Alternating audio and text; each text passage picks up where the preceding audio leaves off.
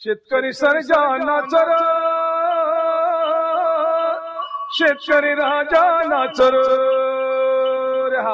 नाच गड्या सोन्याचा दिसा जहायर, नाच गड्या सोन्याचा दिसा जहायर।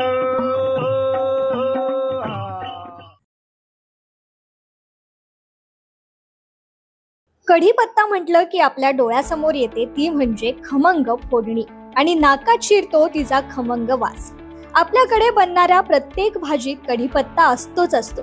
कढीपत्त्याची चव किंवा त्याच्यामुळे पदार्थाला येणारी चव ही त्याची खासियत, शिवाय त्याचे औषधी गुणधर्म तर वेगळेच। असा हा सर्वगुणी कढीपत्ता 12 महिने आपल्याला उपलब्ध असतो।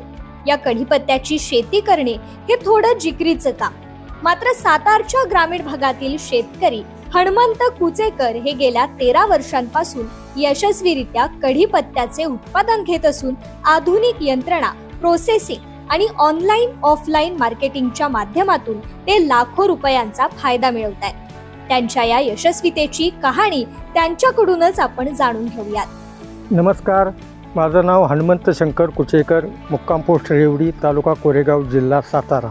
मी आपणास सविस्तर माहिती देतो की मी 2010-11 साली पहिला कढीपत्त्याची लागवड केली। कढीपत्त्याची लागवड करताना मी कढीपत्त्याची योग्य अशी जात DWD2 किंवा सुवासिनी व्हरायटी म्हणतो ती व्हरायटीची मी लागवड केली। लागवड केल्यानंतर 1 वर्षभर त्याचे जोपासना केल्यानंतर 1 वर्षानंतर त्याची हार्वेस्टिंगला पहिला कढीपत्ता आला। 1 वर्षानंतर हार्वेस्टिंगला आल्यानंतर हार्वेस्टिंग करून मी लोकल पुन्हा मुंबईच्या व्यापाऱ्यांना मी कढीपत्ता देऊ लागलो।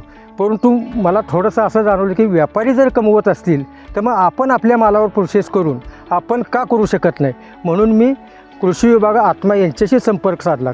कृषी विभाग आत्मा यांच्याशी संपर्क साधल्यानंतर त्यांच्याकडून मी सबसिडीवर एक सोलर ड्रायर पहिला घेतला व त्याच्यावर कढीपत्ता जो आहे हा आपला तर त्याचे पाणी अशी सुट्टी करून मी ते धुवून वॉश करून वाळवू लागलो।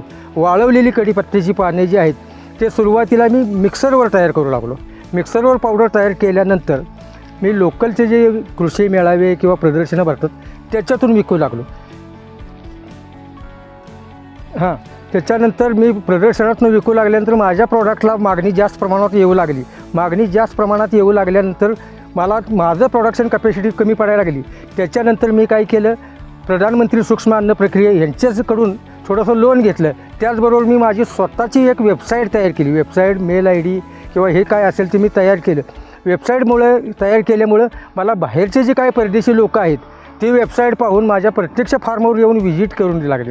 व्हिजिट केल्यानंतर ते मला मोठे ऑर्डर देऊ लागले आणि त्या ऑर्डर देत असताना मी जे माझे प्रधानमंत्री सूक्ष्म अन्न प्रक्रिया करून घेतलेलं जे लोन होतं त्याच्या सगळ्या मोठ्या 500-1000 किलो वन टाईम कॅपॅसिटीच्या मशिनरी घेऊन मी तो माल विकू लागलो। आता बेसिकली कढीपत्त्यात जे आहे ते नॅचरल गुणधर्म आहेत ते आपण बाहेर स्वयंपाकात किंवा कुठल्या कांदे पोह्यात किंवा कुठेही टाकत असतो ते आपण पान काढून बाजूला फेकून देत असतो, परंतु कढीपत्त्यामध्ये असणारे लोह, मिनरल, कॅल्शियम इतर जे काही घटक आहेत ते आपण काढून टाकत असतो। ते काढून टाकू नये म्हणून आपण पावडर फॉर्ममध्ये माणसाच्या शरीराला ते कसं उपयोगी होता येईल ह्याच्या दृष्टीनं आपण ते नियोजन केलं। त्याचबरोबर मी नुसत्या कढीपत्त्यावर किंवा कढीपत्ता चटणीवर न थांबता आवाकाडो असेल, सफरचंद असेल, केळी पावडर असेल, बनाना पावडर असेल, अशा वेगवेगळ्या फळांच्या व भाज्यांच्या मी पावडर तयार करून मी UK, टांझानिया, नैरोबिया आणि सौदीला मी आज रोजी निर्यात करीत आहे।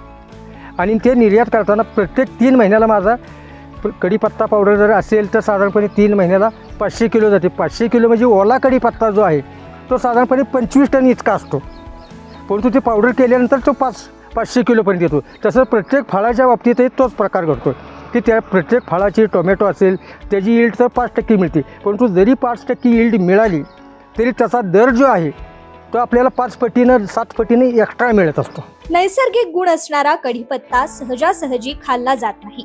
तो पदार्थामधून काढल्यामुळे त्याद्वारे मिळणारे लोह, मिनरल, कॅल्शियम हे घटक मानवी शरीराला मिळत नाहीत। यावर उपाय म्हणून कुचेकर यांनी त्यांना मिळालेल्या मार्गदर्शनानुसार पावडर स्वरूपात कढीपत्ता कसा उपयोगाला येईल याबाबत प्रयत्न केला।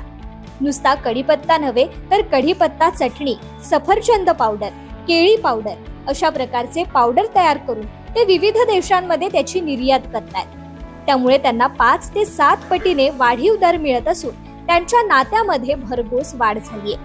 सोबतच त्यांनी कढीपत्त्यामध्ये आंतरपीक म्हणून सोयाबीन सारखं पीकही घेतलंय. आपल्या शेतात पिकले